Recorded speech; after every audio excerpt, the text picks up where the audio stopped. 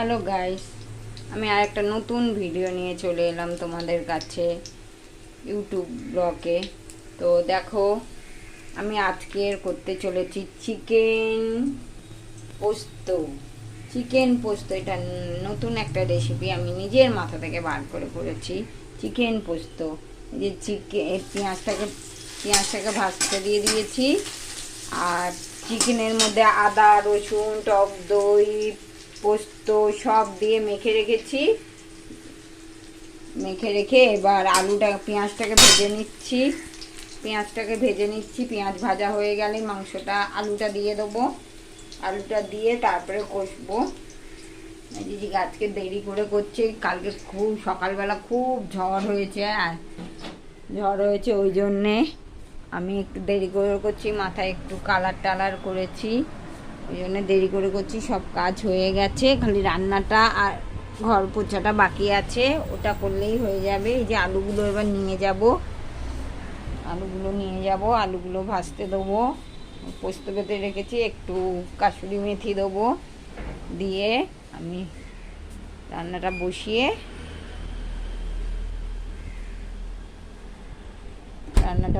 নেবো। সে তারপর টানে যাবো। দৃষ্টি গেছে মামার বাড়ি, বকেছি ওকে, খুব খুব দুষ্টুমি করছে বলে খুব বকেছি।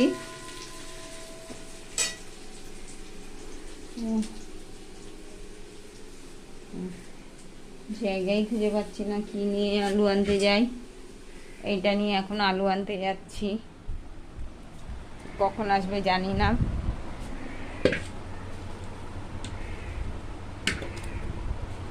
যখন পারে এই যে আলুগুলো একটু ধুয়ে নেবো, ধুয়ে নিয়ে মাংসটা তৈরি করে নেবো। করে নিয়ে তারপর চানে যাব। এত দুষ্টু হয়ে গেছে বলার নয়। কথায় খালি দুষ্টুমি। আমি খুব বকেছি আজকে, যা কথাই বলো না তোর সাথে, দেখি তুই কি করিস।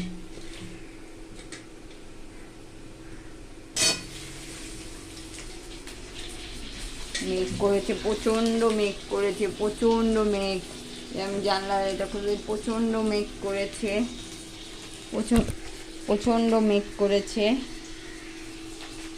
ফোনটা পড়ে যাচ্ছিল হাত থেকে। আলুগুলো তুলে দিয়ে দিচ্ছি এর মধ্যে, নাড়ছি। পেঁয়াজটা ভাজা হয়ে গেছে, আলুটাও ভাজা হয়ে যা।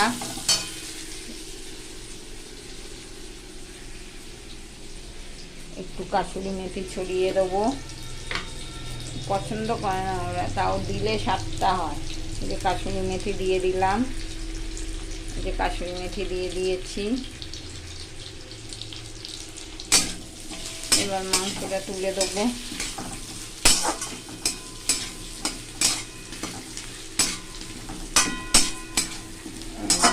ঢেলে দেবো।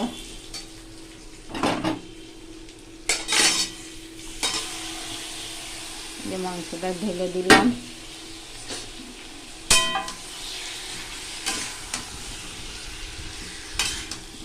মাংসটা কষা হচ্ছে, ততক্ষণে আমি যাই ওই এখানে আনাজগুলো কেটেছি, ওগুলোকে একটু পরিষ্কার করে দিই। কাঁচা টাচা সব হয়ে গেছে। তেজপাতাটা দিতে ভুলে গেছি, তেজপাতাটা দিয়ে দিই।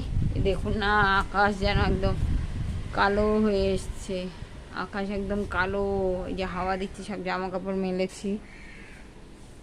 আলুর ঝুড়িটা ওইখানেই রেখেছি।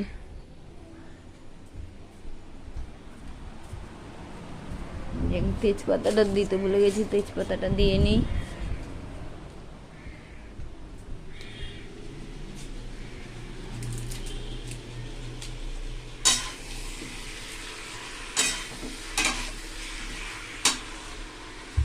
ভাতটা বসাবো একদিকে, বসে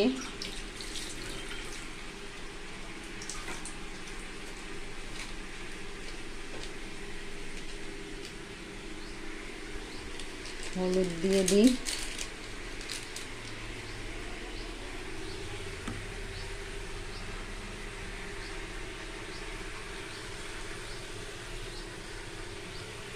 হলুদ দিয়ে দিই।